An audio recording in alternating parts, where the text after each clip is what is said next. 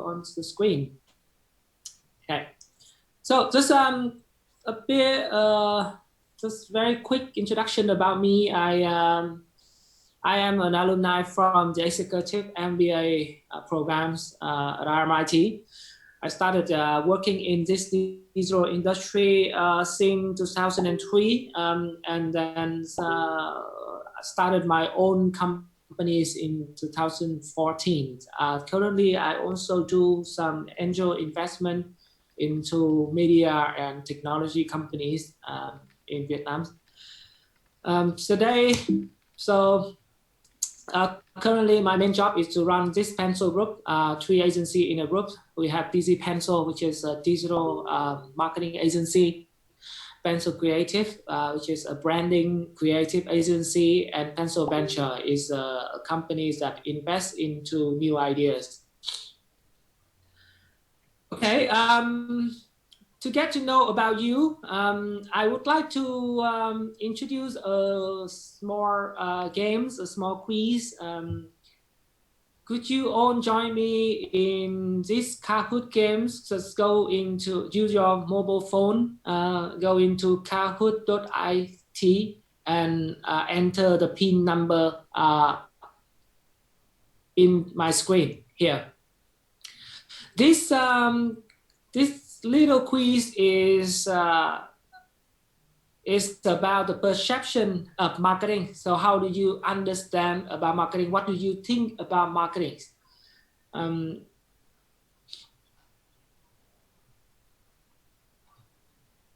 Okay, now I'm going to share.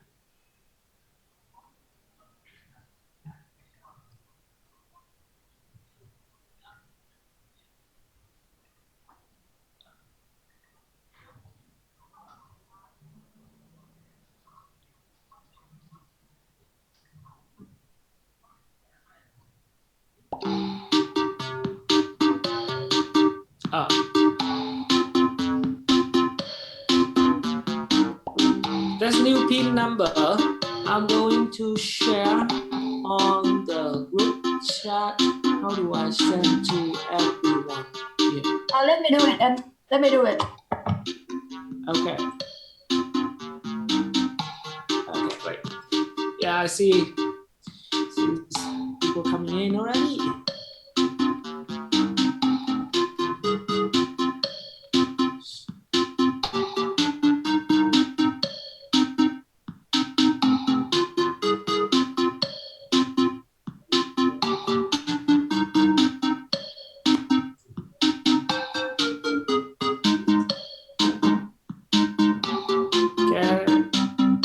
Once we have enough 33 players, then we will start the quiz.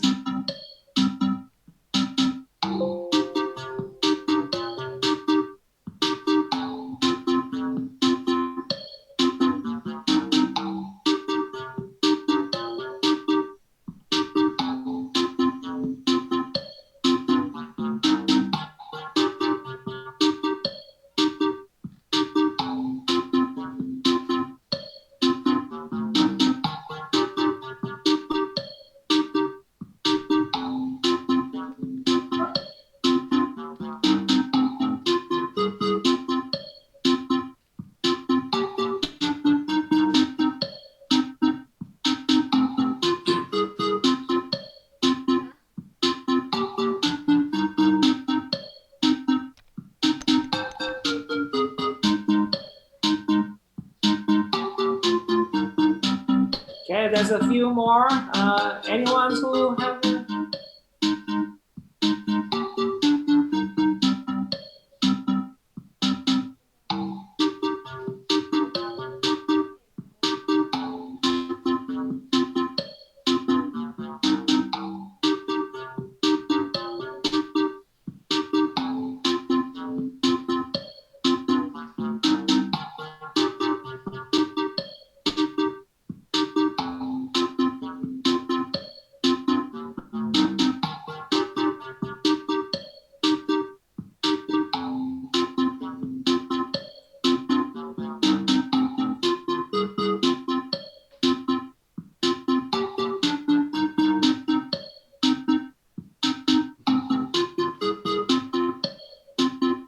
while we are waiting for the other people to join, I want to send a message to you. This is a poster that we create the company. Dân quân đoàn kết chống dịch trên hết. People, remember that we are still in the pandemic, so take care of yourself.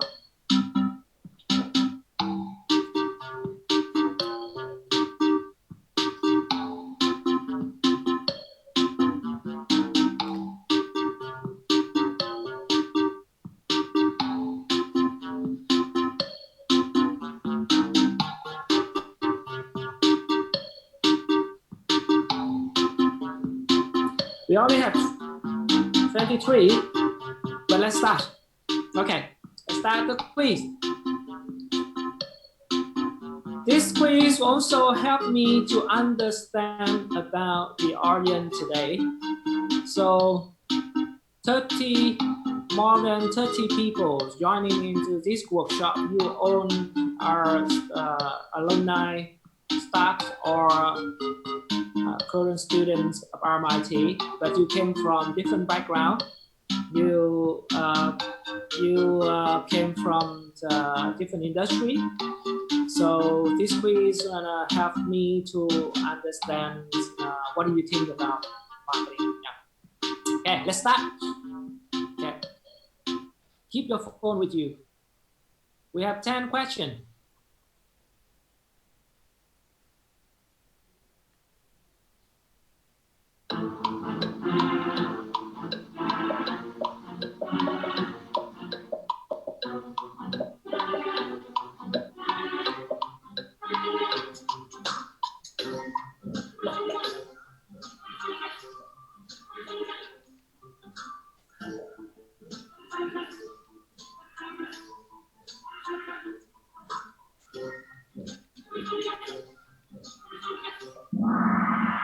Okay. So this question is, marketing is simply another word for advertising. And most of you disagree with this statement. There's still 6 people agree that marketing is simply another word for advertising. Okay, interesting. I want to share with you my answer to this. I would pick strongly disagree because advertising is just only one function and a very small function of marketing. So marketing is a journey to develop the products and bring the product to the customer. So if you ever learn the very basic fundamental marketing framework from Philip Kotler, the 4P models, then it starts with products, and then we define a price for the product, and then we put it into a distribution channel, and then we do the communication, the promotion for it. So advertising is one small function under the 4th P, the promotion. In the promotion, we also do other activities, not only advertising. So that's why marketing is not just another word for advertising. Okay, let's go next.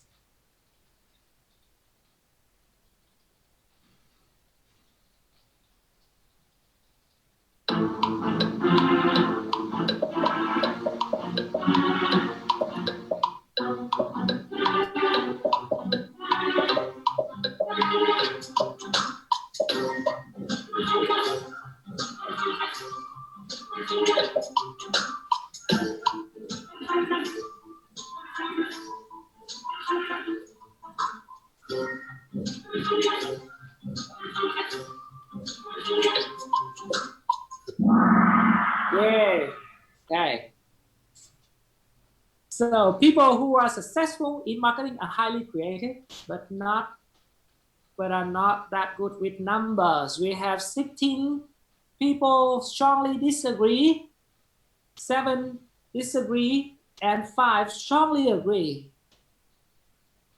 Great. I think this is a question that should be diversity like this. We there's different type of marketers. There are marketers who very much believe in creating great ideas by themselves, and they believe that all marketers should be creative, and marketing is all about the ability to create ideas. But also, I met some great marketers who are more like scientists. They strongly believe in numbers and seeing the results, optimize the results based on how to analyze numbers. So there's different kind of marketers. Obviously, creativity is very important in marketing because you're building things, you're building products, new products. You need to understand customer insight. You need to come up with a creative way to catch attention from your consumers. So creativity is really important. But there are marketers who focus more on creativity, and there are marketers who focus more on operation, on leading the way creative works. So you can be a successful marketer, you can be a successful business owner who do great marketing activities, but you don't have to be a highly creative person. You can be a very a person who are very good with numbers, and then you can still be successful. Yeah. Third question. The mango.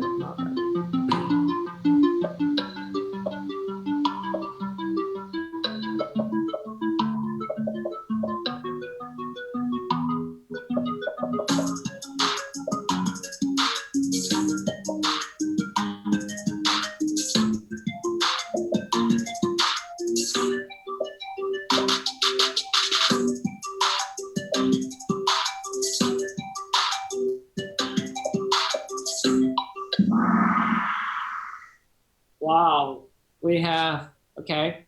So we have 7 people strongly disagree with this, 8 disagree, and 7 agree. Okay, this is an agreeable statement. Personally, I think marketing need to care about driving profits because the role is to develop products and then bring the products into customer. But if you don't know which products can drive profit for the companies, and you keep investing marketing money into driving new customer and sales into non-profit products, then the company will fail.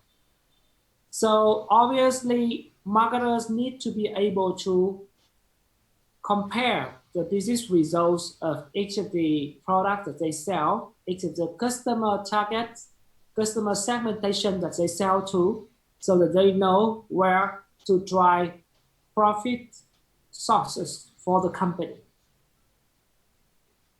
Okay. Next question.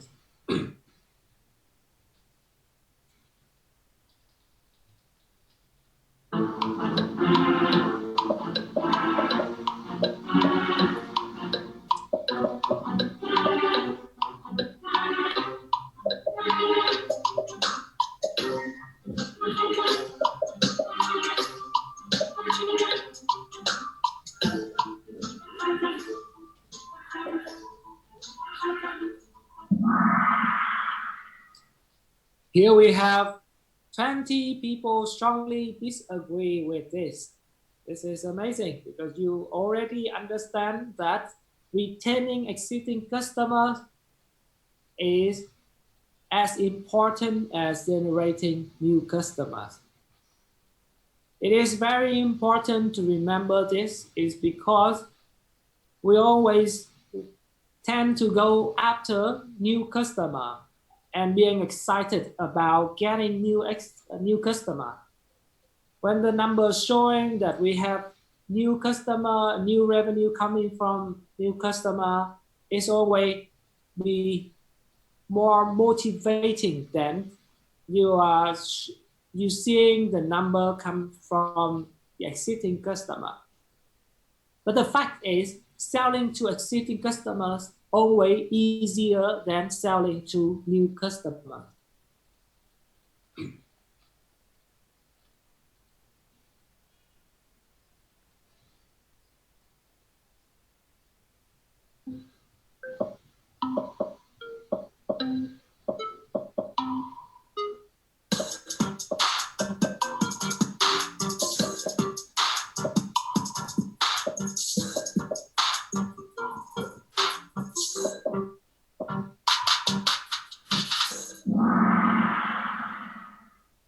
Staff in marketing tend to have little interaction with staff from other areas within a firm, and most people strongly disagree with this.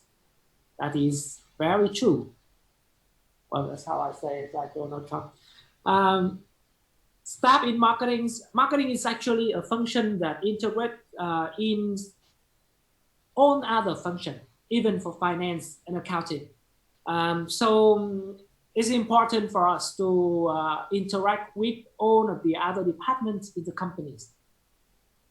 You can get support from the R&D team if you want to bring new ideas to a product.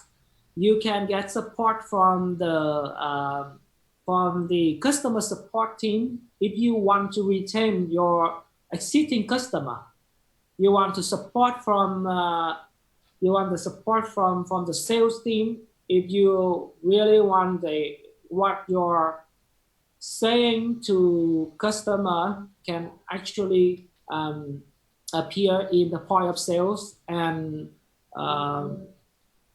they are pushing the programs, the promotion programs that you came up with to the consumer in the right time. So marketing is a function that works across the companies, work with different departments.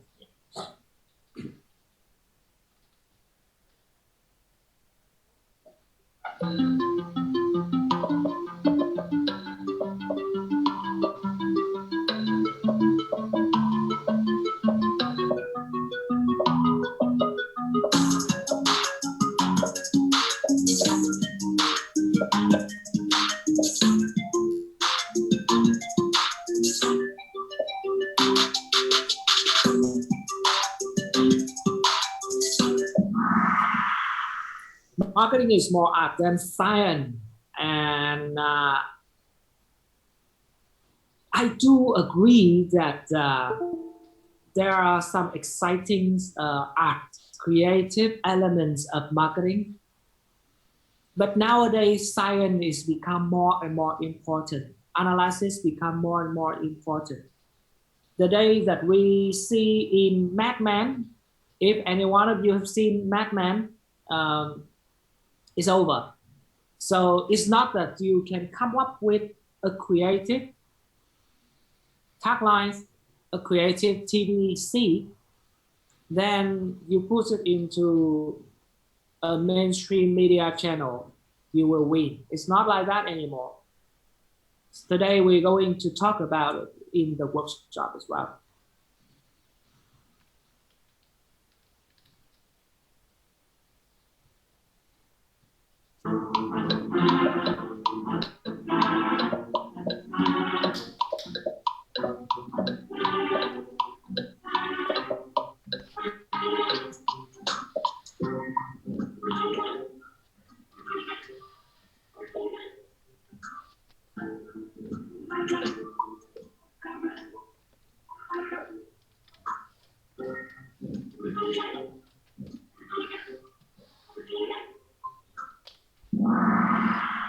Okay, 18 people strongly disagree that marketing tasks are fairly simple, particularly compared to complex roles like finance and law. So what is so easy and what is so difficult about marketing? People always say marketing marketers need to focus in understanding people, understanding consumer, and that is the hardest thing to do. It's not easy to do this because you have to go to the market, you have to talk to people, you have to have the empathy, you have to open your mind, you have to constantly asking why. And that's not something that finance and law professionals can do. So every department in the companies, every professionals have their own skill set, and for marketers, that kind of skill set that we have, the finance people, the law people always desire to learn. So they see that kind of task. It's a very hard thing to do.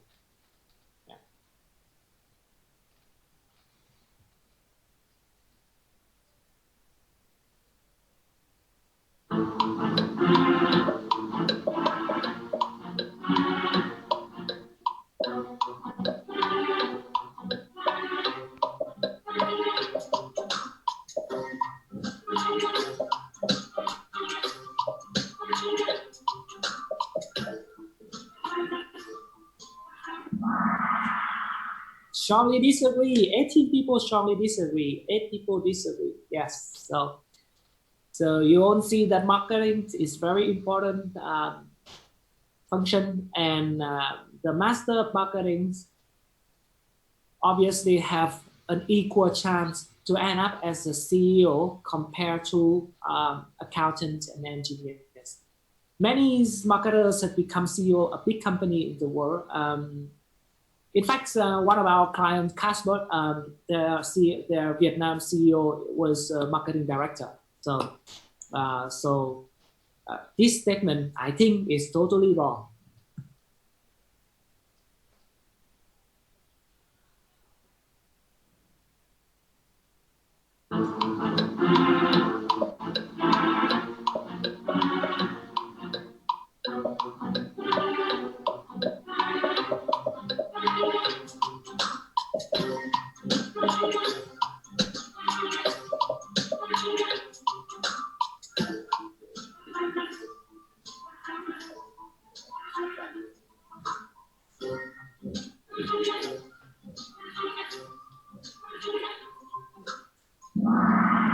Strongly disagree. So we have 23 people agree and strongly agree with this statement. Some key marketing decisions are so important that even the CEO get involved in the decision.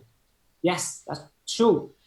In fact, in small, medium businesses and startups, the CEO is usually the one who drive marketing activities because they usually the one who most interested into connecting with consumer, and they usually the one who came up with the idea of the product or the services.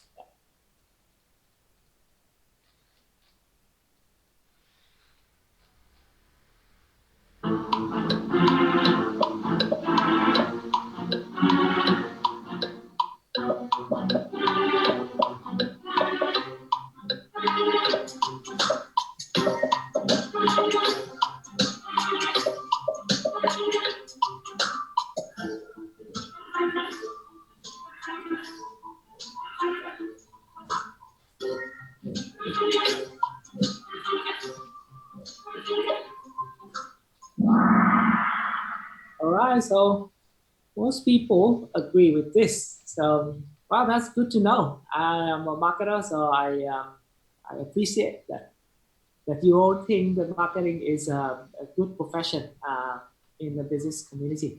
Okay, so that is the end of our small quiz. So it's great to know about you, and now we go into the content of the workshop. First, I want to ask you a few of you what lean marketing means to you. So have you ever heard about these terms and what does that mean to you? We have 40 participants today. So I'm going to listen to two of you. So anyone who can raise hand now, then you can unmute your um, microphone and start talking.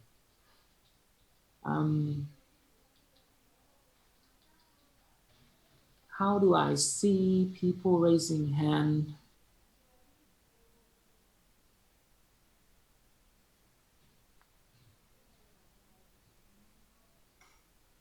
Okay, anyone who ready to talk, and can you unmute your microphone so I can see that you are you want to share? So first I see Đại Huỳnh. I've never heard of the term. I know marketing, but I never heard the term lead marketing. So. Okay, good. So you're going to learn about it today. Anyone who ever heard about these terms, you want to share what it means to you?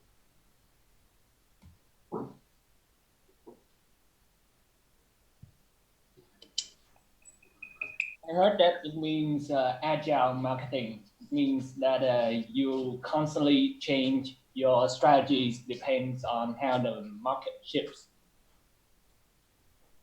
Okay, thank you, Nhân. So it's been agile marketing. Good. Anyone else? I think it's really similar with effective marketing with limited resources and get the highest profit. Effective. So it's focused on effectiveness with limited results. With limited resources. Yeah. Okay. Thank you, Nhân. Thank you, Quân. So today we're going to learn about lean marketing. First, I would like to share with you that there are two kinds of marketers in Vietnam and probably in the world. There are two kinds of marketers. So there are brand marketers. Brand marketers are the people who really focus into building a brand. So it don't start with building a brand strategy. They could spend months with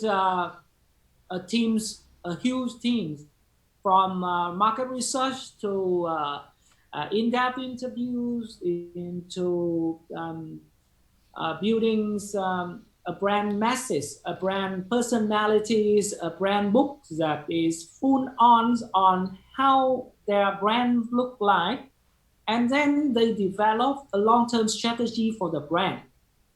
The long-term strategy then will be break down into strategy for every year, or sometimes it is for 3 years in a row or 5 years in a row. Then they develop from that 1 year strategy into activity throughout the year. And it's all about focusing into building a brand. The second kind of marketers that I saw is what I call the performance marketers. The performance marketers always focus on short-term revenues. So they want to find quick and dirty activities, anything that could bring revenues quickly back to the company. So they are the one who really quick in adapting new trends, like using Facebook ads, Instagram ads, all kind of advertisement, and they measure every single activities based on the sales result, the leads result from that activity. Everything must be very, very fast, and there's no need for a long-term strategy for that. It's all about driving short-term revenue there. So I saw a lot of those two groups of marketers here. Usually the brand marketers are the people who came from came from a good school. They start their career part in a corporation where everything will be in process, and they understand that the brand values is so important to a product. So it's all about building a brand. While the other groups, the performance marketers, usually are the people who are like small business owners, who are like people who step into marketing without a proper training. So they are more into quick adaptation. They are more into learning on the go, and Google is their teacher. They really fast on adapting new trend, new marketing trend, and they measure everything. I must say that both of these groups that I met, they are successful people, and there are failed people. But when we think about success and fails, it needs to put into context. So sometimes the long-term plan work out, and we see that is a successful strategy. But sometimes the quick and dirty activity really works, and we saw that is successful. I believe that there should be something that blending into these two mindset, and still effective for the small medium business, for the startups with limited resources, like one said. So when people think about lean marketing is a term that actually came from the term lean startup. So when we search startup, there's very much limited resources. We don't know what to do. We focus a lot into building the products, and then we don't know how to bring it out to the market. If based on these two philosophy of marketing, like the brand marketing and performance marketing, then as a CEO or the lead of marketer, lead of marketing in startups, which way should you choose? Should you choose to develop should you choose to spend monies in developing a brand strategy and a brand book, and then break it down into a strategy for 3 years? Or should you choose performance marketing, which is more like, I need something that quickly get results, and I don't really care about anything that going into the long terms, because I want to test this product first. I want to see how it goes first. And sometimes I have the belief that this product is 100% winning product. So I want to push it as soon as I can. And I want to find the channel that could bring me customer, bring me sales as soon as I can. And if the channel doesn't work, then it's a problem of the channel. It's not the problem of my product. Which way should you choose? People say that there must be a mix of these philosophies, so that we can have a new model that will work for short terms and also for long terms. So the traditional marketing is like, everything starts with strategy, and then you develop creative content, the copy, the design, and then you test it. The testing from the traditional model is also very comprehensive. So you can see that the company spends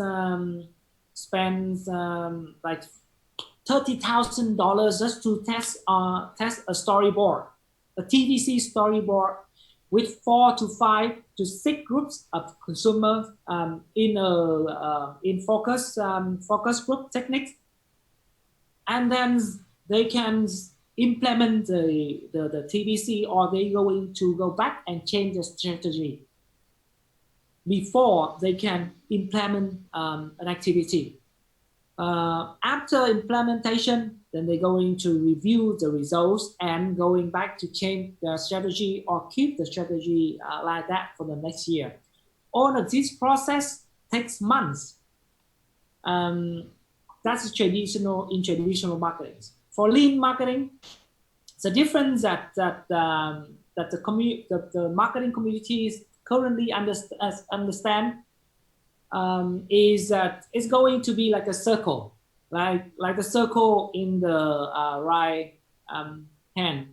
So start with an ideas, and then you build the ideas, you test the ideas, you measure it quickly, you analyze the data, and then you implement it in a bigger scales, and then you go back into a new ideas. So it's all going like a circle like that. So that is lean marketing. Lean marketing, like Nhân said, it's about quick, agile. But agile is not only what lean marketing means. Agile just means quick.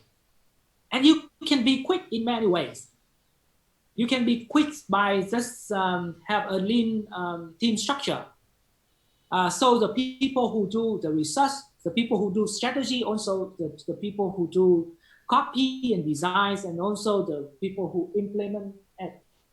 For example, like a small business shop on Facebook, usually the shop owners is the one who decide the brand strategy for the shop, and also the one who writes the copy and design their Facebook ad, also the one who run the ad and review the performance of the ad. So that one person can do everything based on the traditional marketing model. It is agile, yes, it is very agile, but it's not lean marketing. So lean and agile is very similar, but it's different. We're going to learn how to really do lean marketing that could create short-term effectiveness and long-term effectiveness as well. We are going to break the rules only to become sharper. I love pencil. My company's name is Pencil. So I love this quote. This is our quote, that we can break the rules only to become sharper. Okay, so the issue that we're going to solve today is that people know about that lean marketing is about agile, it's about test and learn. But how do we know what hypothesis to test, what to learn, and what to do in the long run? I'm going to share with you today a new framework that I created, which is a framework that gather my experience from even running marketing campaigns, marketing strategy from multinational companies, global brands, and also supporting the startups on helping them bringing their products and services into the market. Yeah. I want to build this framework to really balance between the short-term mindset and the long-term mindset, balance between the short-term framework and the long-term framework. So this is the first time that I share about this framework. I'm going to take you through step by step and with an example of a startup. A real startup that I see they already doing it, just not calling it a lean marketing framework.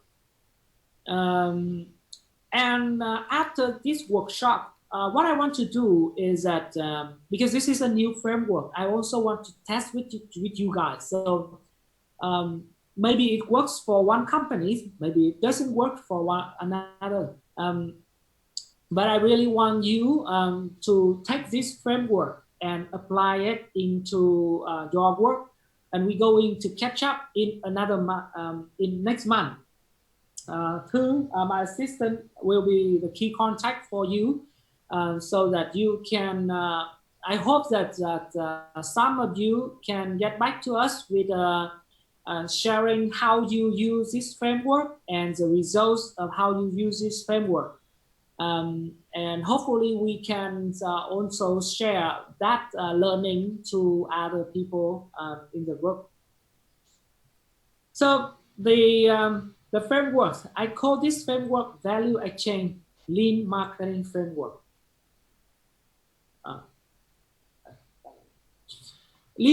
Value exchange lean marketing framework. Why do we call this value exchange? It is a philosophy, a marketing philosophy that I want anyone who want to use this framework need to understand about it first. Why value exchange? Marketing used to be about extracting values from customer. So everything we do, we want to get their money. It's all about taking more money from them. So we build products, we wrap it up with a beautiful message. We say that this is not only a rock, this is a diamond, and diamond represent the promise that you make for the love of your life. And because of that, you buy diamond with a much bigger price. So marketing used to be about that. Marketing used to be about how do we sell it more expensive. Marketing is about attracting values from customer. But for value exchange philosophy, what I want to say here is that marketing is not only about that. Marketing is an activity to bring a value to customer, the value that they will pay for, and then they will keep paying for it in the future. So it's all about a value exchange. You sell a product, but you are not selling a product. You exchange value with your customer. Obviously, the value that they can bring to you could be money. Sometimes it's more than money. You will see that in the social media world, in today's world, one share from customer about the good experience that they have with your products or your services could worth more than the money they pay for the products or the services.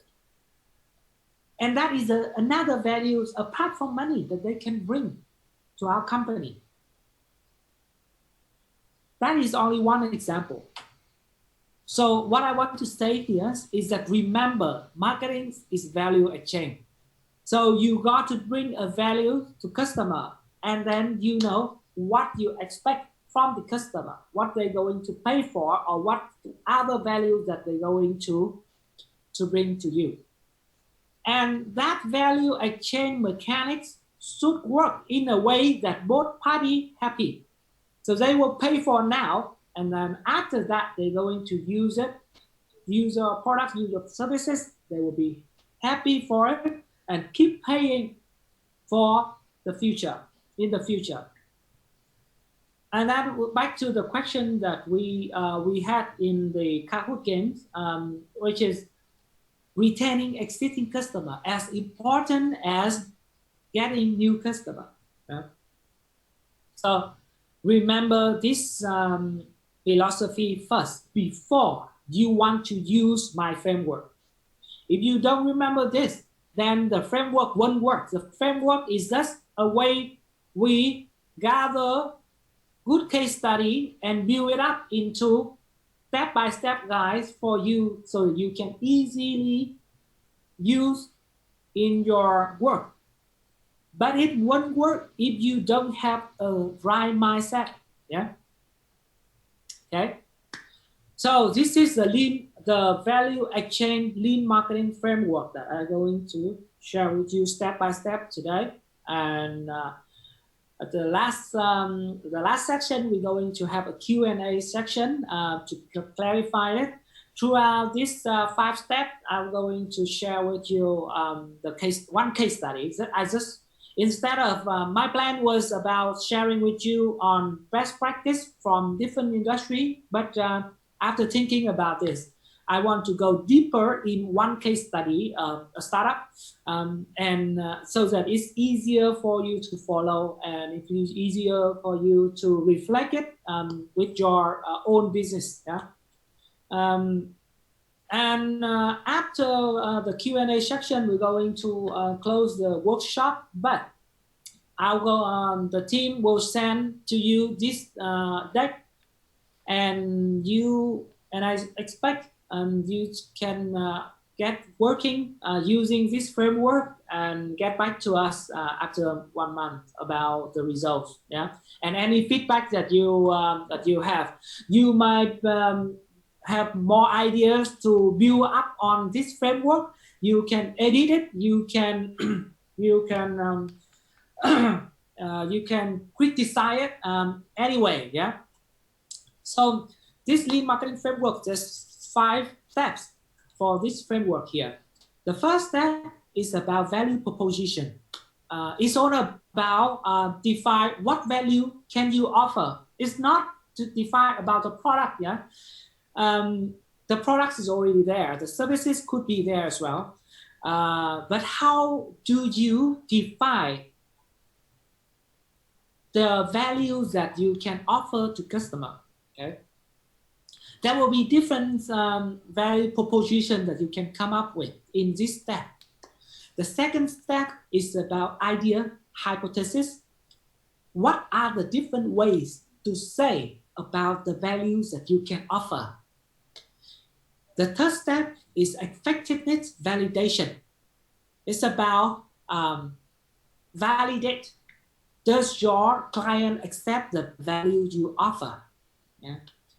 The fourth step is building a lean execution process so that you can update the offer quickly.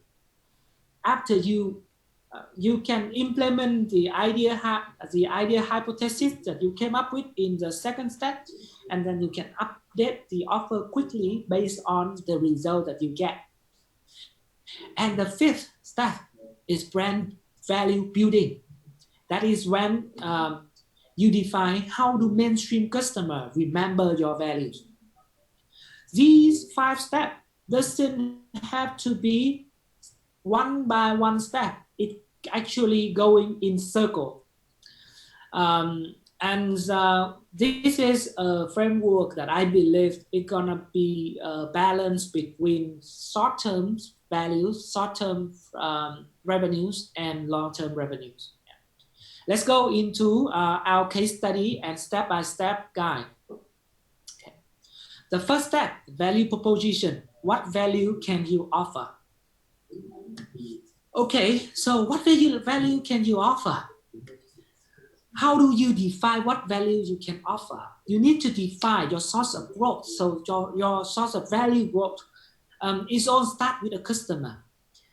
You have your products and services that you already passionate about. How do you find people who can buy it, who can give you a value of money so that you can to get the values of the products and services there? You cannot just sit there and think about it and then you can figure it out. You need to break your customer into small segmentation.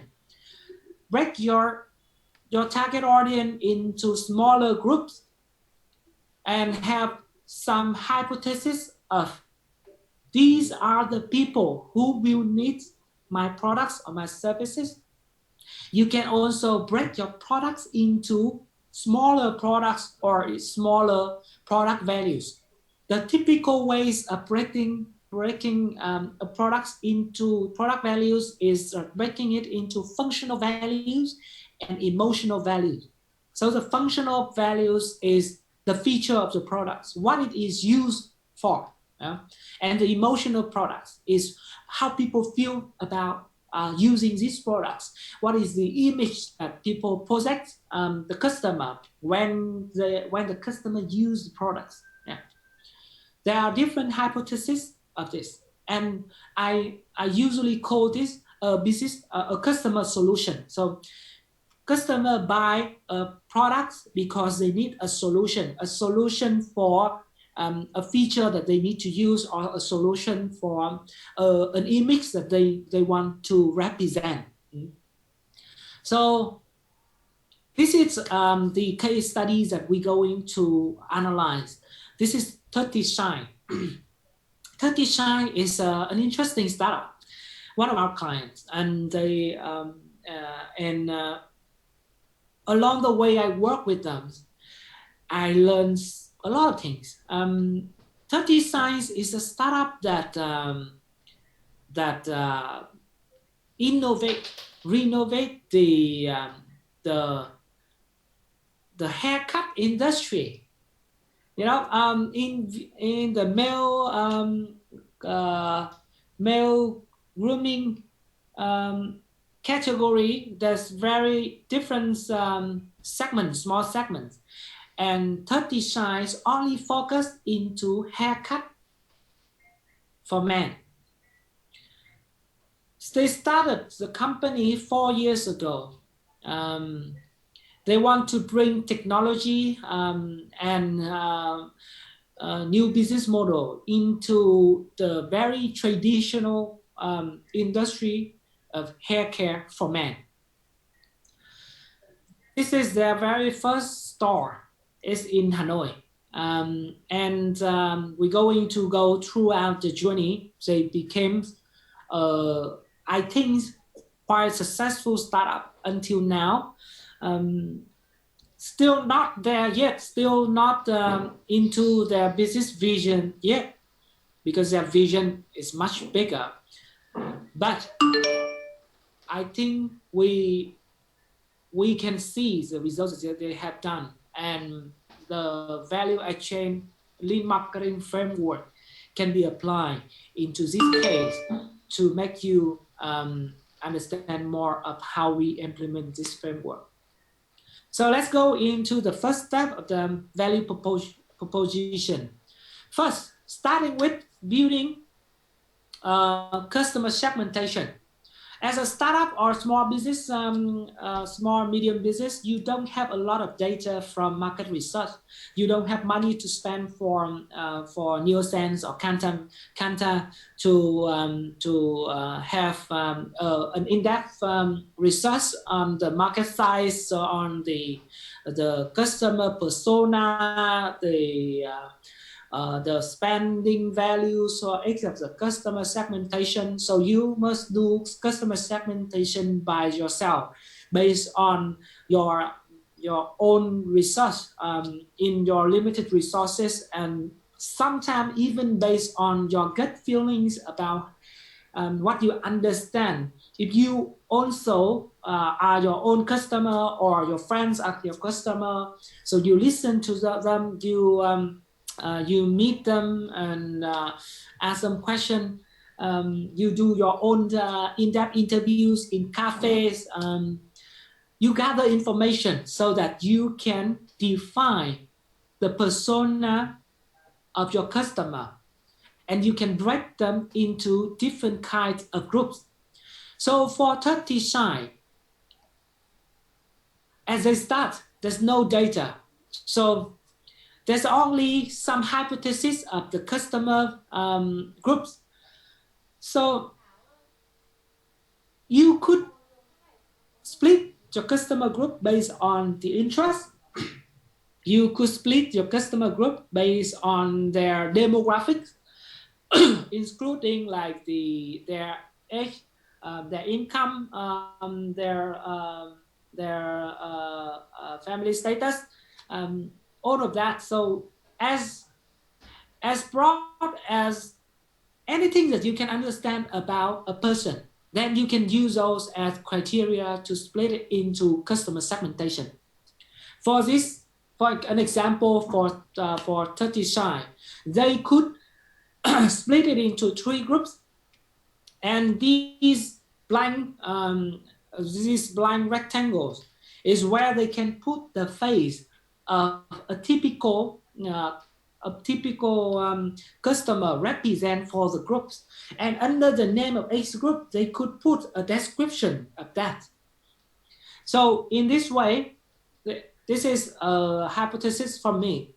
They could split it into 3 groups: young and clean. Young men who want clean look.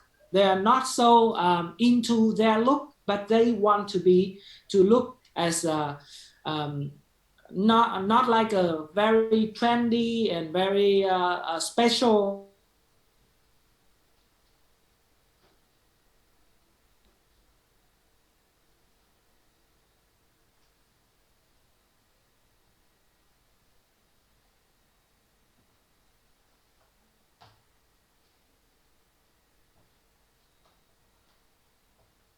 Sorry everyone, I think Mr. We have some internet problem, so we wait for him a little bit so that I can support him to get back. Thank you.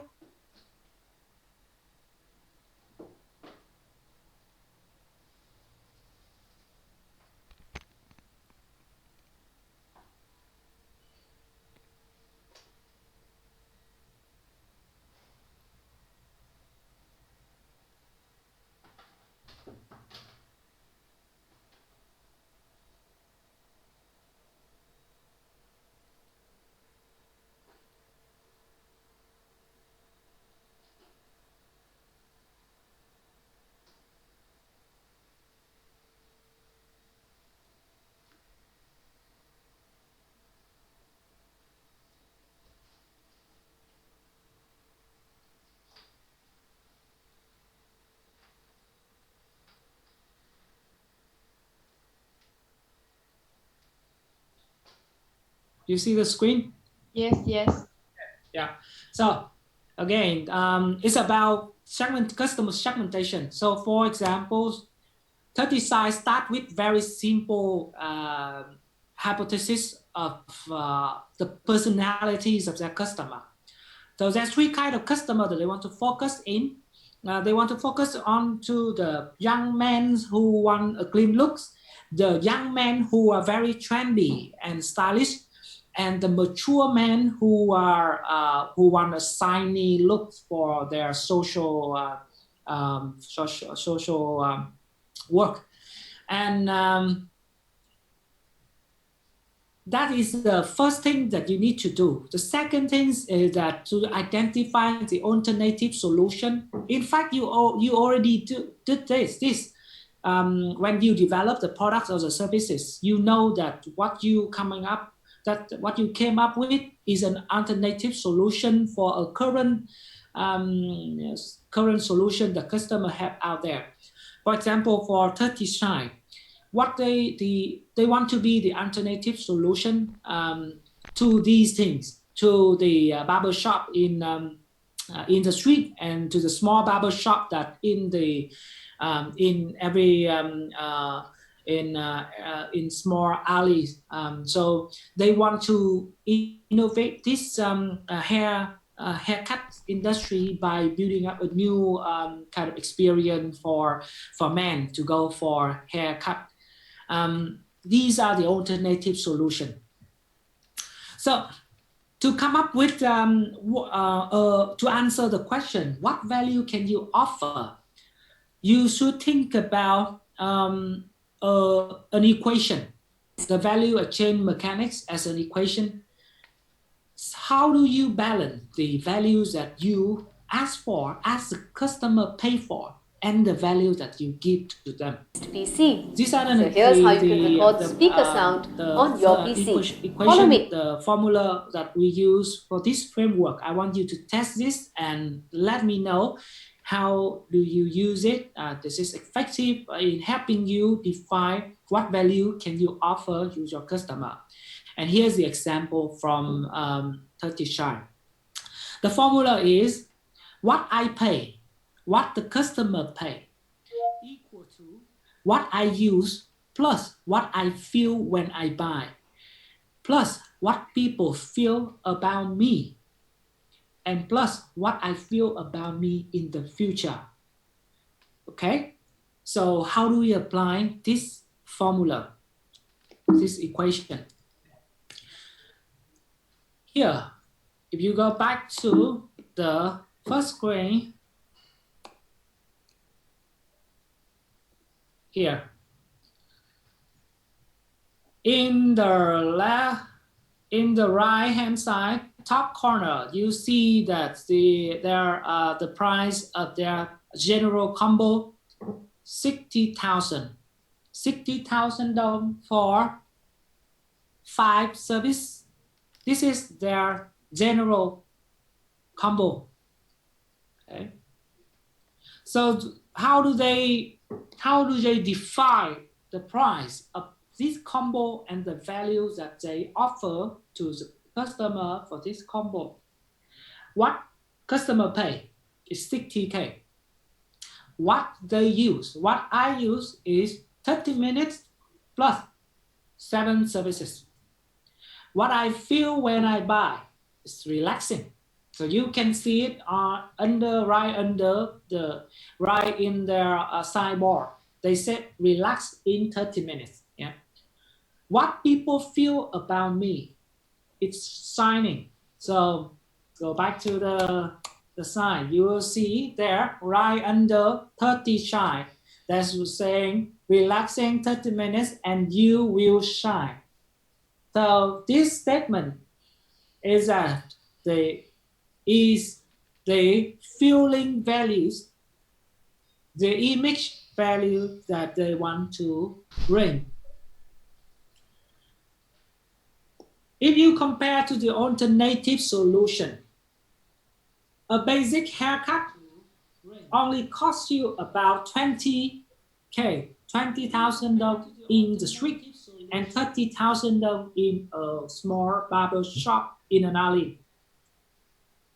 So if you want to sell a haircut experience, let's call it a haircut experience, a service, and you want to charge for 60K, which is the value that you want to get from your customer, then you need to define that it's not only about cutting your hair, because if cutting your hair, if what I use is just one service, it's cutting hair, and it's also 30 minutes, or it's maybe less. Yeah? If what I use is 15 minutes plus one service haircut, then I only pay 20K or 30K in the alternative solution that I have. But 30 side want to bring more values. So what are the values? It is what you feel when you buy this service, relaxing. So with relaxing, it's not only about haircut, right? You have 4 other services that you will receive when you got your hair cut. And more than that, what other values that they can bring? They want to bring a value that people see you after you get your haircut. This is something that the alternative solution have not mentioned about. They only sell haircut, which is 15 minutes and one service. So what they want to sell is shining. Actually, from the name of the company, the name of the brand, 30 Shine, they already have that ideas of the value they want to bring. It's 30 minutes to shine. So what people feel about you after you use this service, 30 minutes and 5 services, is shining. What I feel about me in the future, this is something that's still lacking. Yeah. Not only that, if you look at the other side, they promote another combo. In this combo, what customer pay is 80K. And 80K equal to what kind of value they can bring. It's still 30 minutes plus 5 services. The feelings relaxing, but the promise is different. Handsome like Beckham. It's a different promise about what people feel about me. There will be a difference in the actual service that they deliver. For example, the hair style that is more slick like Beckham. And with this feelings value, they define that we could test whether people accept these values for more money, 80K. Okay. Same service, adding in a little bit more, then they have the gold combo, 90K. 90K, it is what you use more than 30 minutes, and then you have 7 services. Here they have tẩy tế bào chết and spa and face spa. You still feel relaxing and feel shining, but you have more services. And this is a product that they designed for the mature and signing customer. This 60K product is designed for young and clean customer. This 80K products is designed for young and trendy customer. Yeah. So from the very basic hypothesis of the customer audience based on their customer personalities, they decide that I have 3 equations of value exchange. Depends on how I position the value in terms of what they use, what they feel, what people feel about them. And if they can do better, it could be what they feel about in the future, but we'll talk about that later. Yeah. So that is the first step, value proposition. The second step is idea hypothesis. What are the different ways to say? So you have these products already there. You define the values that you want to get from your customer, and then you define the values, the functional values, which is what they use, the emotional value, which is what they feel about themselves when they use a product or use a service, and the emotional values of what people feel about them. You already define some hypothesis on that, but how do you say it? How do you say it? How are the different creative ways? This is a step for creativity.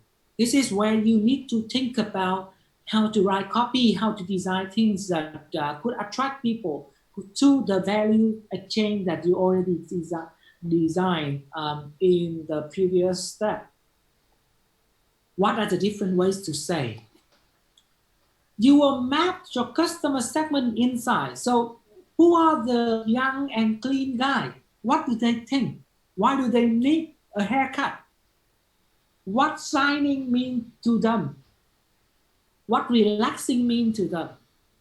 What these services, the 5 services that we offer instead of just haircut mean to them? What are the insights? And then from there you coming up with ideas. Usually it's copy designs to say about the values that you can bring to them, to say about the value exchange equation. These are some hypotheses from 30 Shy. These are the options of the message that they can say. The first one is very obvious. Relax 30 minutes and you will shine. This came as their slogan. This is what they want to say about the values that they're going to bring across 3 target segmentation. The second one is man hair salon European class. This is a hypothesis based on the customer segmentation of the trendy young and trendy groups and the mature and shiny groups. They also try other simpler messages like how to be handsome or the secret to be handsome. And more than that, there's different other hypotheses. Handsome lady killer that tap into the groups of young and trendy. Only handsome god girls tap into the groups of young and trendy. Yeah. These are different kind of messages that they come up with. You can organize a quick brainstorming between your teams. Put the photos of your target segmentation there in the meeting and discuss about what they think, about the value equation that you came up with, and how do you say it in creative way. So after coming up with these options of messages that you can think of, then you also need to define the KPI metric that you go into measure. Don't need to be complex. Just choose 1 or 2 KPI metric for this. And it's based on the channel, the media channel that you have in hand. For example, throughout this case study, I only focus into analyze one channel from 30 sites, which is YouTube, and specifically is their own YouTube channel. And the KPI metric that they use is view and subscriber, new views on the videos and new subscriber on when the little campaigns run. If you need to have these metrics, because otherwise testing doesn't get results, because you don't know if that result is good or not. So you need to define your KPI metric. Remember, as a startup or a small medium business, you only need to focus on 1 or 2 key metrics. You don't need a lot. Yeah. So that is the second step, idea hypothesis. You define what are the different ways to say and how you measure. Then the third step is effectiveness validation. This is when you do implementation for small jobs, for small campaigns. This step is to validate, does your client accept the value you offer? Okay. It's all based on this small segment and small budget. You spend small budget in small your hypothesis, your idea hypothesis. So you just need to create contents based on that message, and then you throw it into your target audience. The fact that in media channel, you can, especially for digital marketing channel, you can target your customer using their demographics and also their interests, so that you can bring the message right into the people who are in your small segment. For example, young and clean, young and trendy, and mature and shiny.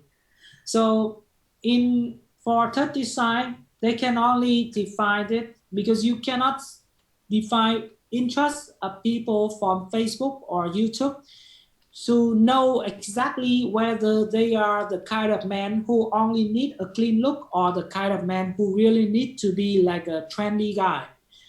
It's hard to do that. So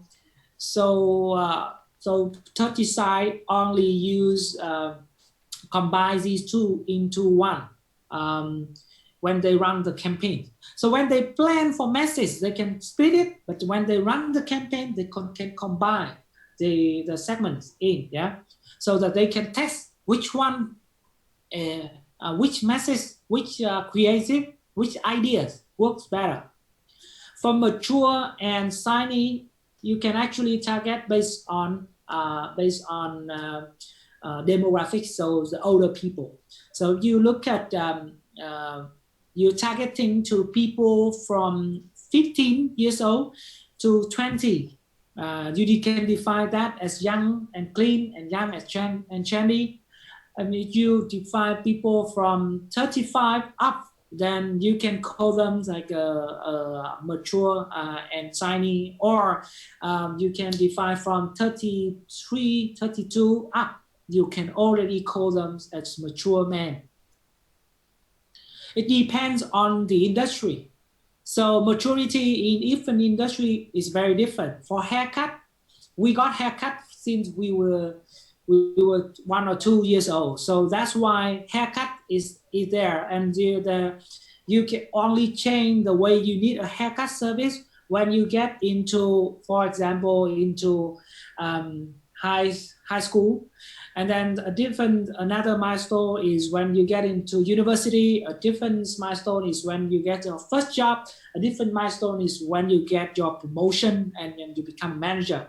So if you break it down there, then you can understand more on the customer segment. So the key is for small segment and small budget. And then you create content and you throw it out there to test which message works better. These are some of the tests from 30 Shine. Okay, so they create videos, content. So I always show you, Fokker, I only analyze this case study based on one channel, so it's easier for you to follow. But in your own case, please explore more than just one. So you can use Facebook, you can use YouTube, but remember the metric to compare effectiveness between different ideas need to be in the same channel. So for example, if you compare one view from YouTube, then you should compare with one view from YouTube. Do not compare one view from YouTube to views from Facebook. It's different behavior. Yeah.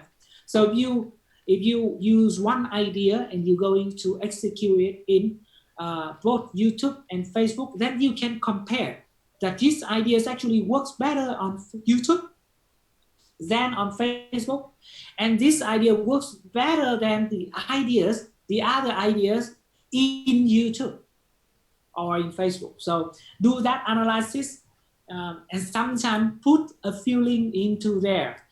There is science in this in analysis, but also there is gut feeling, creativity in here. Results after the so this is an examples. The first example, the first things that they did was videos names relax 30 minutes and then you will sign, which is an idea hypothesis that we talk about in the second step. Then they also have salon, hair salon for men, European class. They also have how to be handsome.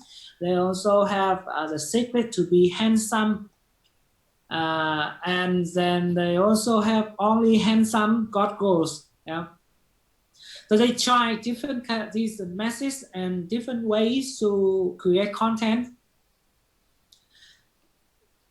And they will get the results and compare the results.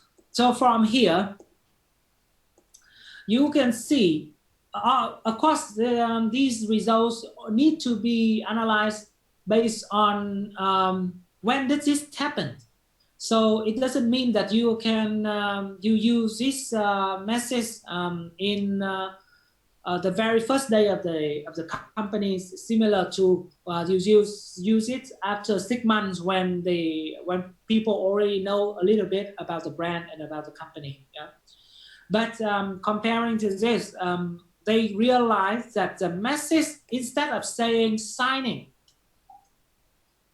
and instead of saying that we are European class, the message about đẹp trai, handsome, actually works better than shiny or European.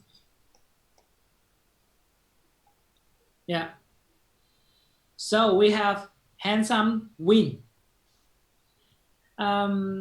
from here you see that the handsome clip, for example, this clip with vlogger Huy Kung got almost 1 million views, and the other clips with Gian Mi got more than 5 million views.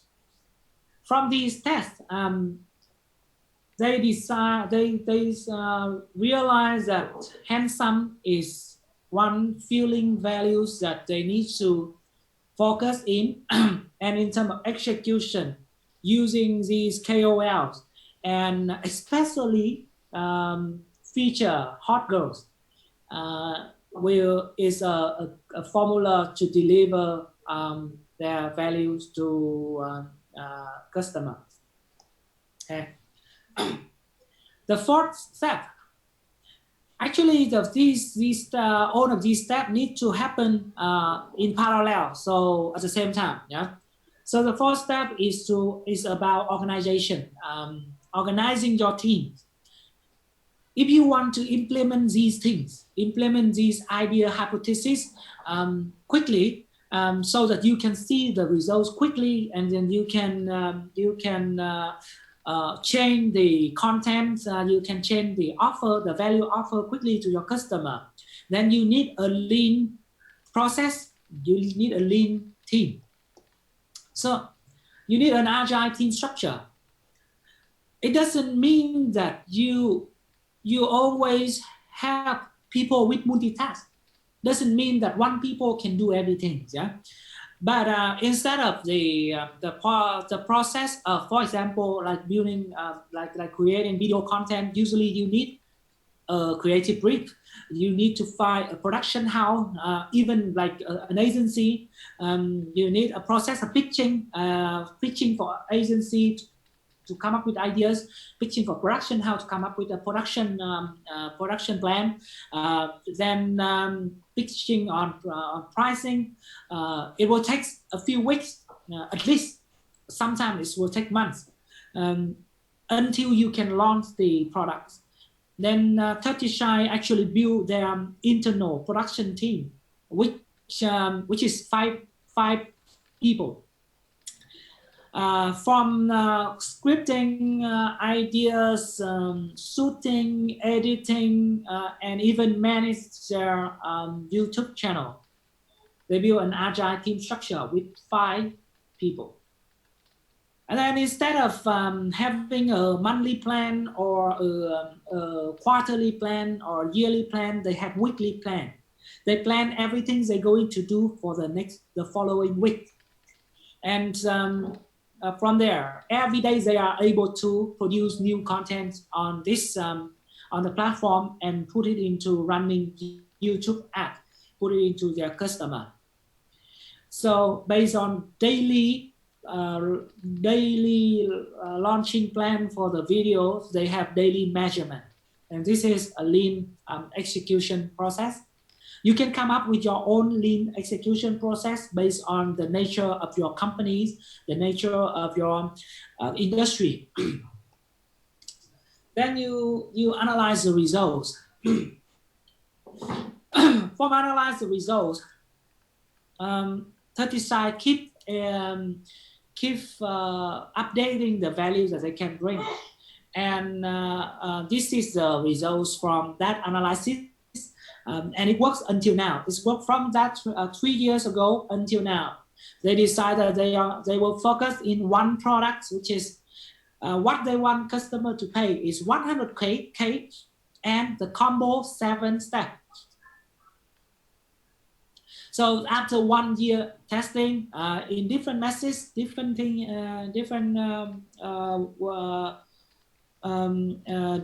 contents, different target customer, they decided to focus on one customer group, which is young and trendy. They decided they will raise the price of the combo into 100K and including 7 services here.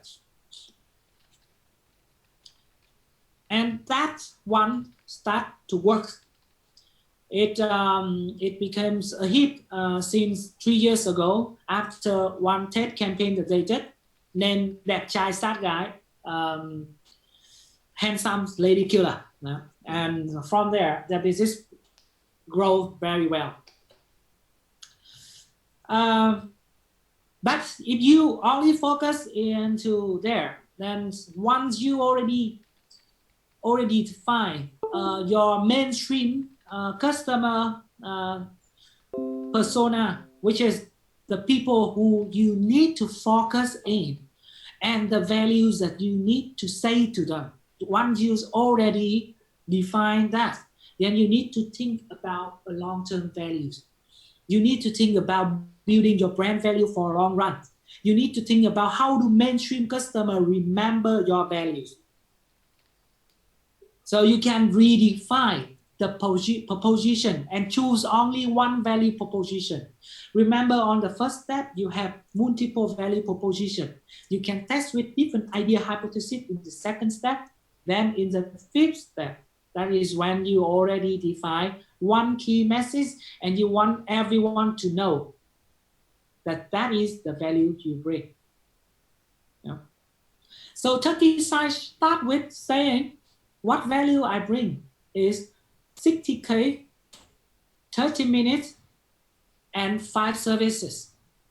And after 1 year, they redefine the products is 100K, spent for 30 minutes, 7 services, and to be handsome, not to be shiny.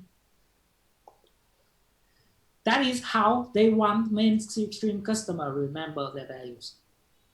So in this step for brand value building, you need to scale up your communication. So it's not only like a YouTube video anymore. You already know what is right to do. Then you can do it bigger. You can use this message, use this content, air into different kind of format, different channel. So more people know about it. And then you need to do CRM, customer relationship management. In fact, 30 sites do this from the very first day, from the very first year they build. And then you need to measure your brand values. So now the key message from 30 Shy is much simpler. Their key message is muốn đẹp trai đến 30 Shy.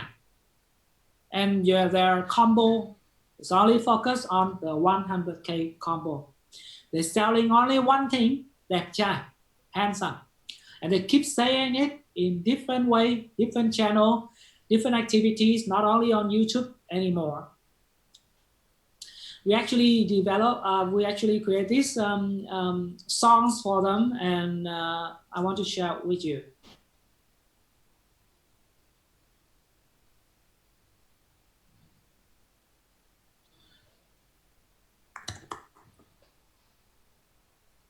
You can go into YouTube and find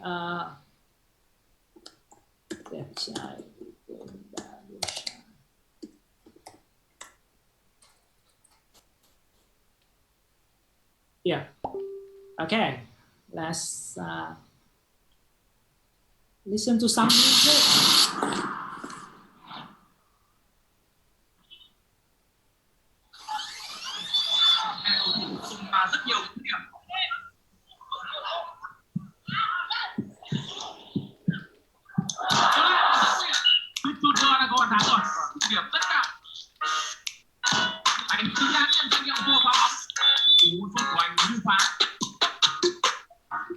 Ngày qua ôi mình đã stress ghê, công việc bao lo toan sao thế gian luôn vội vàng.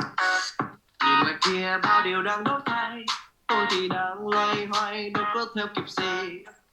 Thì là thay đổi nhưng làm sao để đổi thay, người ta nhìn hay hay tôi muốn tôi cũng như vậy. Bí quyết giúp tôi tỏa sáng trong trận đấu ư? Tôi cắt tóc, em là styling nên mời anh ngồi xuống đây, làm anh tịch manly với bao kiểu tóc trendy. Cần phải mới trong ngày mai tuyệt vời, để thay đổi tìm ra ta đổi thay. Tôi sẽ đến đây một lần. Em chắc là bản lĩnh sẽ lúc cần muốn đẹp trai muốn đẹp trai muốn đẹp trai muốn đẹp trai muốn đẹp trai muốn đẹp trai muốn đẹp trai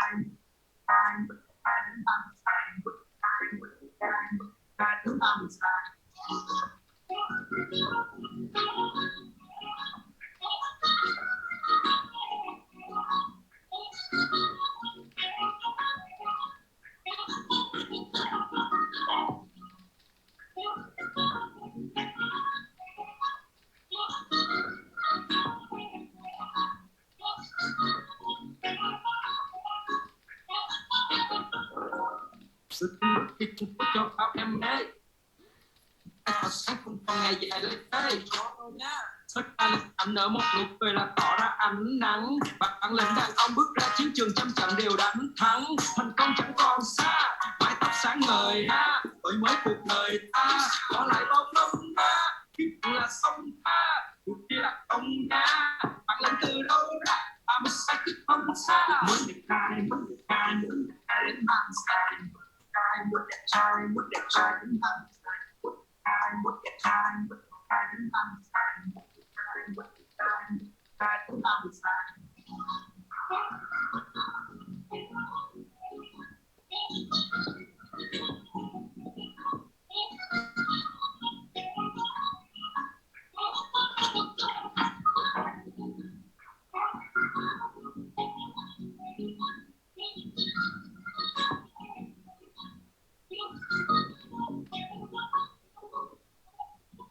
Đẹp trai đến bàn sai.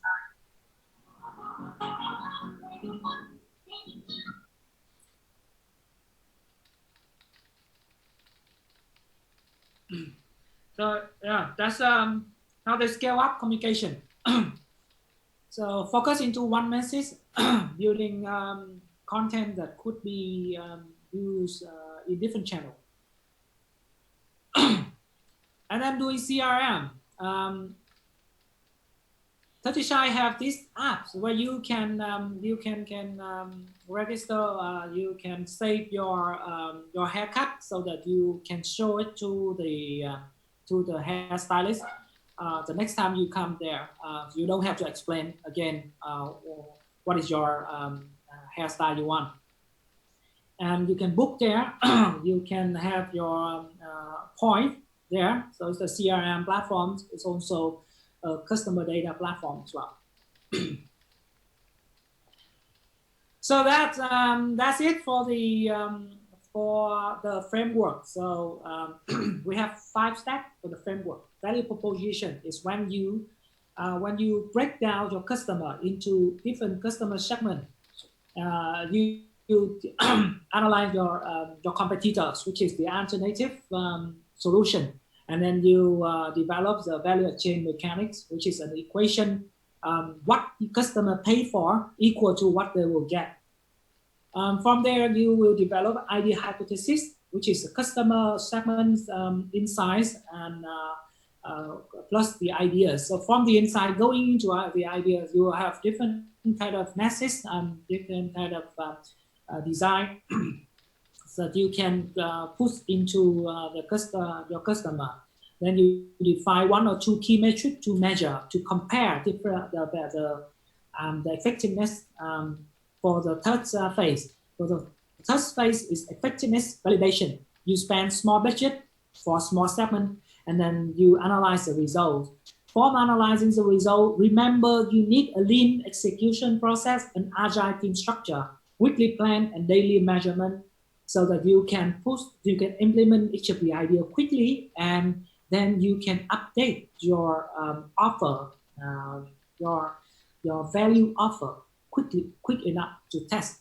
And once you already have confirmed that this value is this value exchange works, you can scale up your communication, do CRMs, and measure your brand values.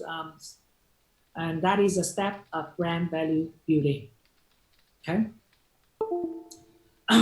So another case study I want to share quickly with you is a startup that I invested in. Icon Denim. The flagship store is in Cách Mạng Tháng 8. 12 Cách Mạng Tháng 8, and we are applying the same frameworks for this in developing our communication. We are a very small startup, so just started. So I will also ask the team to keep implementing this framework, and I will share with you the result if we discuss next month. Okay.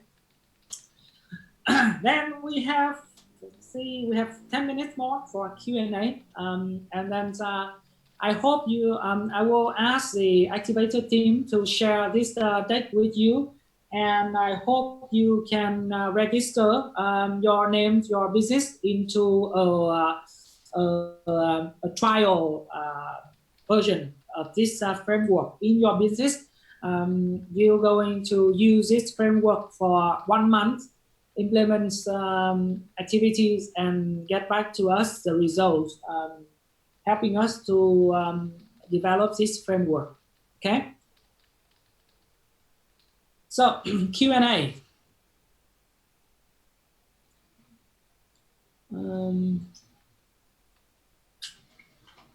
How do we do Q&A in Zoom?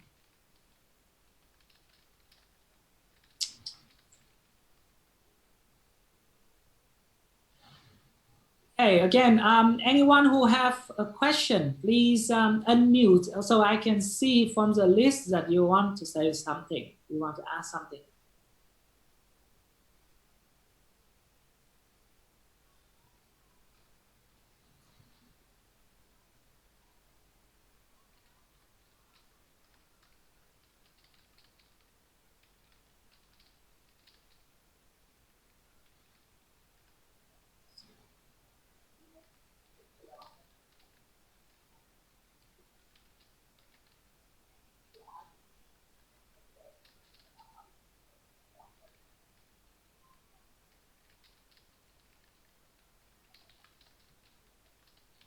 There's no question, no one's unmute.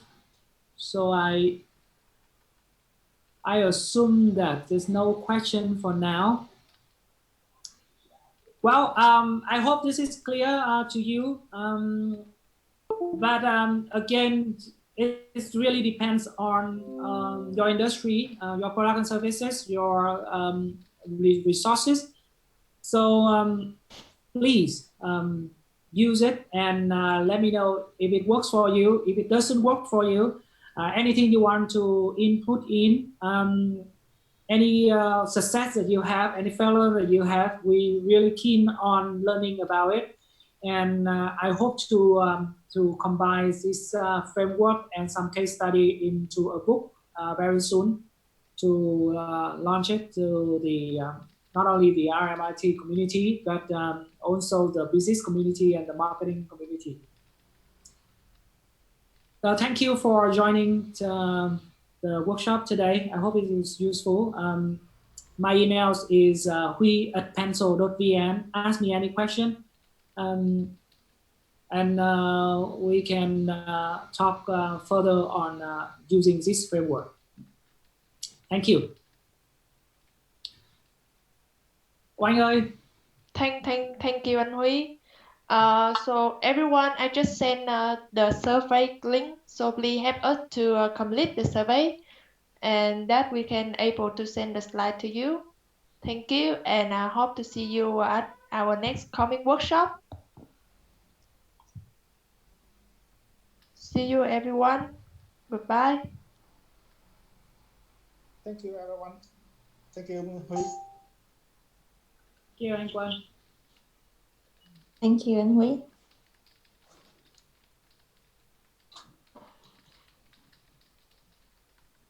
Đây thì có một cái video chào kiểu như một cái show cũng kết thúc đấy.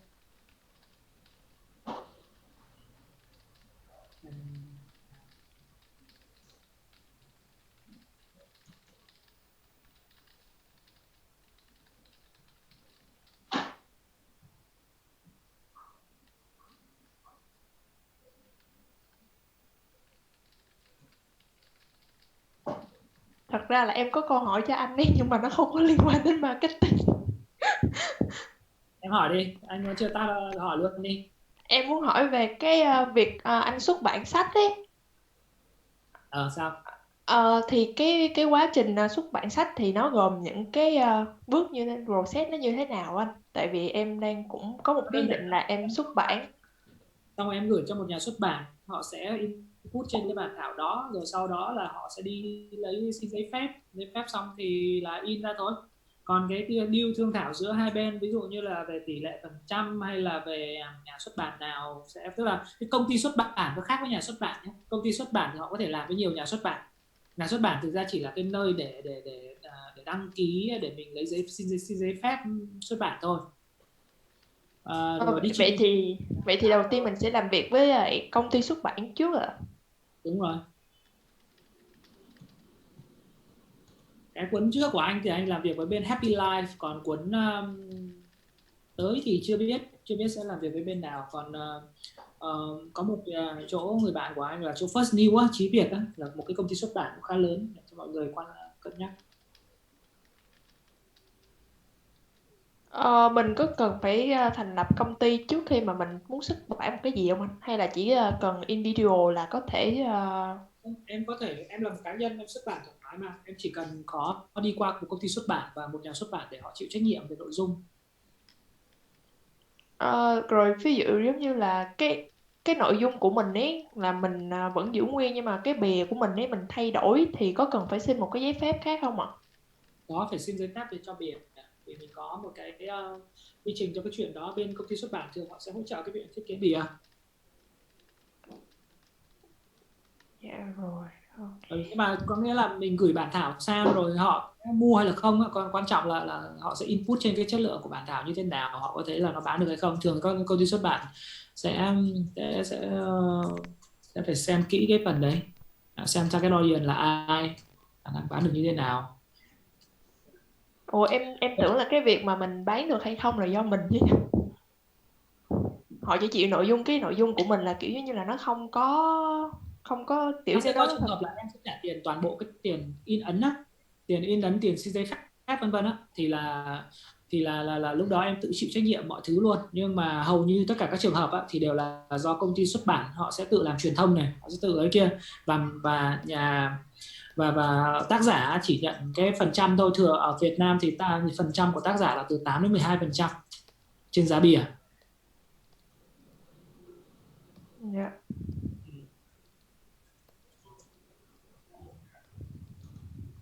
Nhóm em có câu hỏi. Đào hỏi đi hả? Dạ. Thì em có thấy cái background của anh đó là bắt đầu từ bên agency, bắt đầu làm một công việc ở bên agency, sau đó anh start up một cái công ty agency luôn, cũng về digital marketing.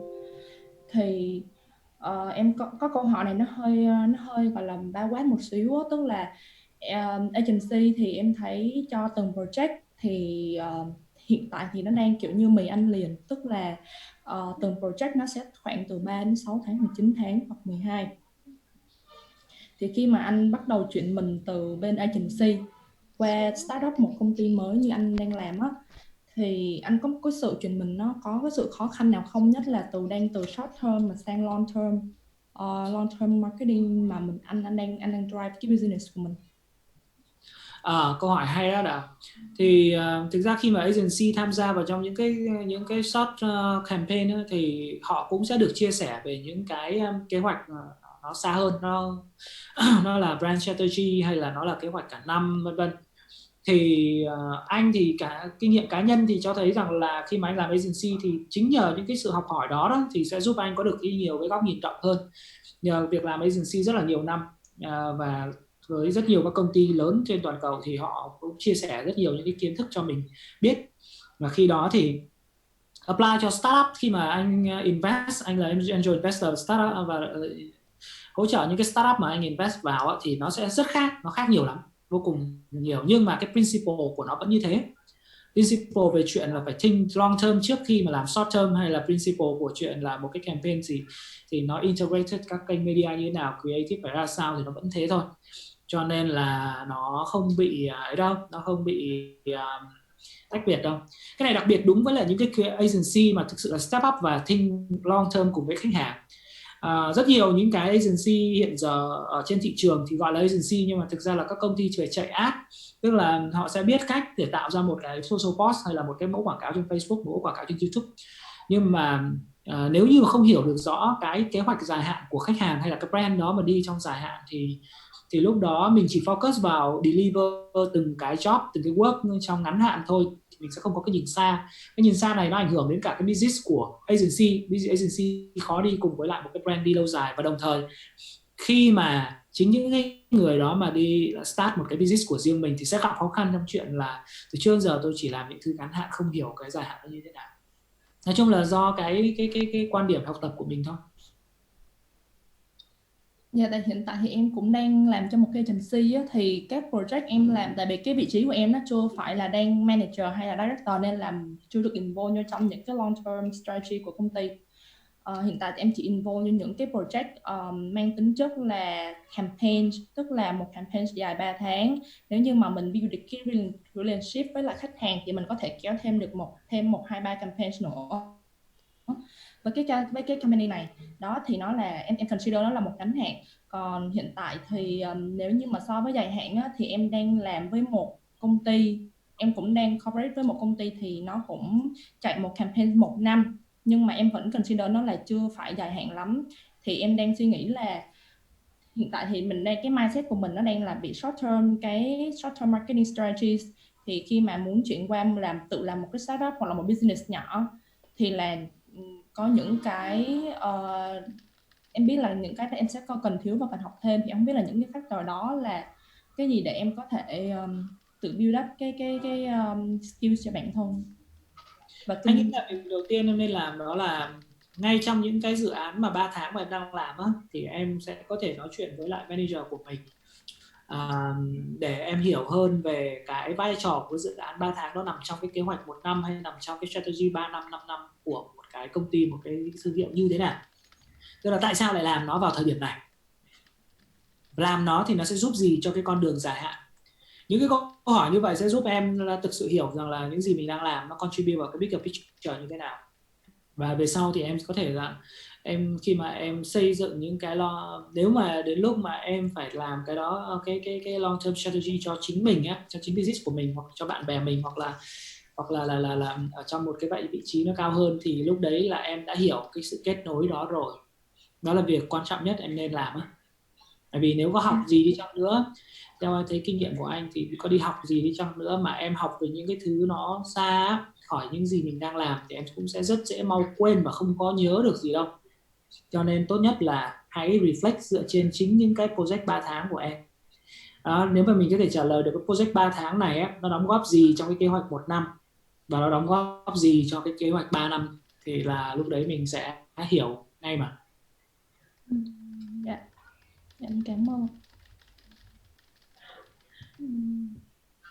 Cho hỏi thêm, nói chung nó là về kinh nghiệm đi làm á, thì trong một cái agency thì em đang làm cho một creative agency, thì tức là bắt đầu một cái vị trí nào thì nói làm sao ta, tức là bắt đầu một vị trí nào thì sẽ có một cái nền tảng tốt cho mình để sau này mình sẽ tự lập một cái business riêng cho mình.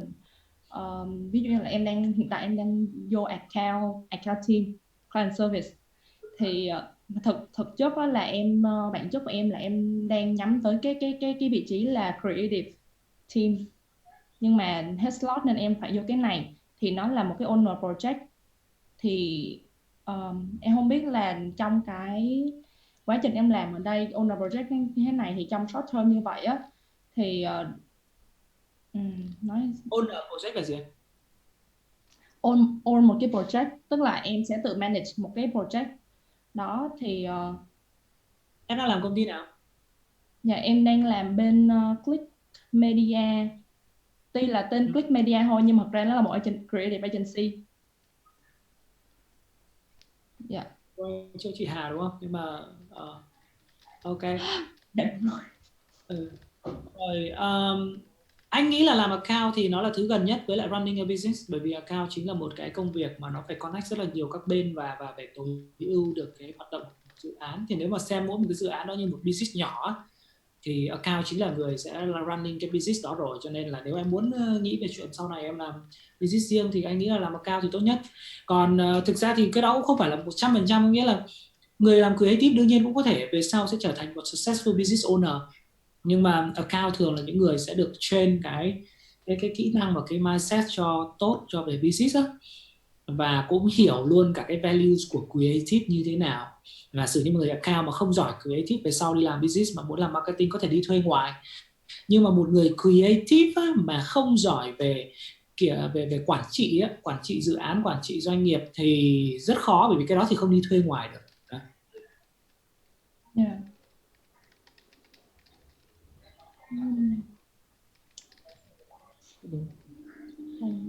Rồi, ok, cảm ơn mọi người nhé. Hôm nay rất vui được chia sẻ. Thực ra là đầu tiên nói chuyện mà theo kiểu online vậy, chỉ nói một mình nói thì cũng hơi buồn xíu, nhưng mà